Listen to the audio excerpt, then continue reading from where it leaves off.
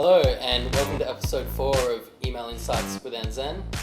I'm Jason and this month I'm joined by Marissa, making her Email Insights debut, and Matt. This month we're going to be talking about content and engagement with your emails. So how you can engage people in the short term when they first sign up to get them really into your email campaigns, and then over that long term keeping them going and keeping them interested in what you have to say. So let's start from the start.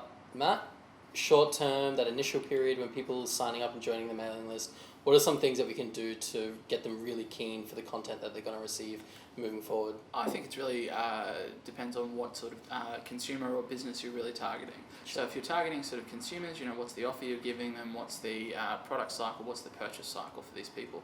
If it's a couple of weeks, a discount, something that motivates them, something that pressure prompts them can always sort of serve to get them over the line to giving you the information that you can use to market and drip feed with them.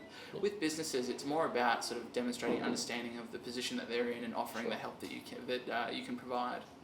Awesome.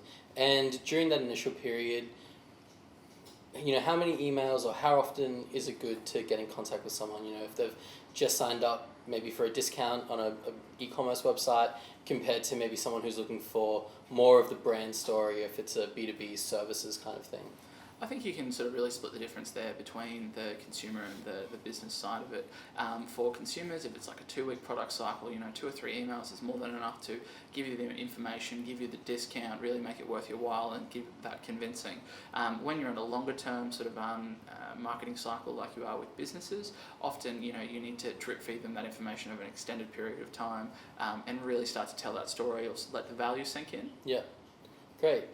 Marissa, moving on to the more long term, so and after that initial really rich content experience, going into the fortnightly or monthly emails, what are some of the things we should be looking to do to keep people engaged? I think newsletters and updates are a really great place to start for people. It's a good way to show people what you're doing that month. It's a good way to generate new leads or new sales, new interest by people who might not have been engaged previously. Yeah. Updates are really good to promote any new services that you have going. If you have a lot of engaged subscribers too, it's a good chance to up those sales and get some kind of buzz happening before that service or product actually comes out. Yeah, great. And how often are you thinking, it's probably going to be different B2C to B2B, but how often should we be sending emails in that longer term period? Obviously different for everyone. I think monthly emails are a really good place to start. Yep. But it gives you enough time to build up that content. Obviously, some businesses that are quite busy and constantly have things going on, once every fortnight might work for them more. Yep. But I think once a month is good for most people. Updates, as soon as that service comes out, you want your subscribers to feel valued, that Yeah. you've wanted them to know first about that service or product that's coming out. So that's a really good way to start for those too. Yeah, great. Matt, looking at longer term lead nurturing, we've spoken about the short term, maybe the first couple of weeks, but when we start looking at 3 months, 6 months, 9 or even 12 months, what are some of the automated emails that we can have triggered for those periods to keep people coming back? Well, I think it's once again demonstrating that understanding of your product cycle or your purchase cycle. For clients that have a year-long sort of purchase buying time, what's the difference between the day they sign up and the day that they buy 12 months later? 3, 6 and 9 month emails really let you sort of tell a story or start to build in that value as you go along. But, sort of for businesses, that's about what's the difference between like now and tax season. You've got over the financial year, you're at a different place now. Have you achieved what you wanted to? Have you not? We can help you make the difference. For sort of consumers, you've got summer clothes, winter clothes, summer menus, winter menus, sort of there are very different things that you can push for people on an automated system like that. Yeah, great. And with a lot of automated emails these days, we're seeing a lot of businesses, in B2B particular, having emails start to come from a person from within the company. So maybe from Matt, from Andzen, rather than from Andzen. Where do you stand on the benefits or the drawbacks of having these emails come from a person rather than maybe coming from the company as a whole? I think that when you're dealing with sort of sales on an individual level at B2B, coming from a person is really valuable because people do business with people. They don't really do business with companies. Yeah. And I think that, you can use those automations to build that relationship. I think that emails that come from the brand itself should be about the brand rather than about your individual sort of sales cycle or the problem that you're looking to solve. Yeah, great.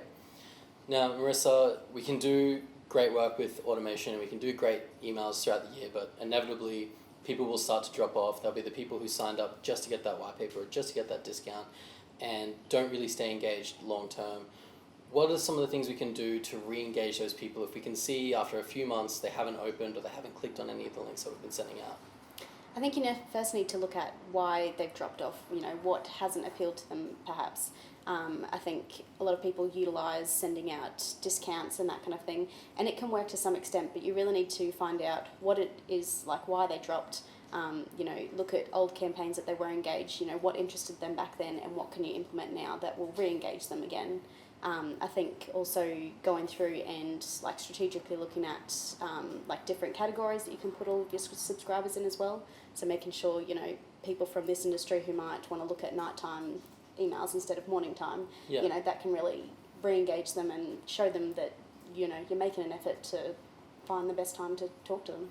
Yeah, definitely. And sometimes even just looking through your database and, searching for generic email addresses like Gmail or Hotmail, and separating those out, sending them in the evening, and then everybody else who would have a business one, keeping them on during the day can just be a really easy way to keep people engaged. Yeah. So let's say we've worked on some re-engagement, we've got some more people in, we've improved things, but there are still some people that aren't coming back.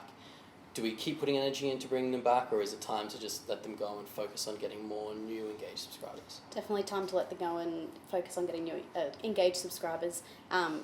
Those people are good to be there while they're still a little bit engaged, but once they're gone, you're better off finding people that are really more into what you're trying to get across to them and new products that you have available for them. Yeah, great. Well, thanks for joining us for another episode of Email Insights with Andzen. It's been great having you, and as always, if you have any questions, please feel free to leave a comment or send us an email. And as always, thanks for joining us. We'll see you next time.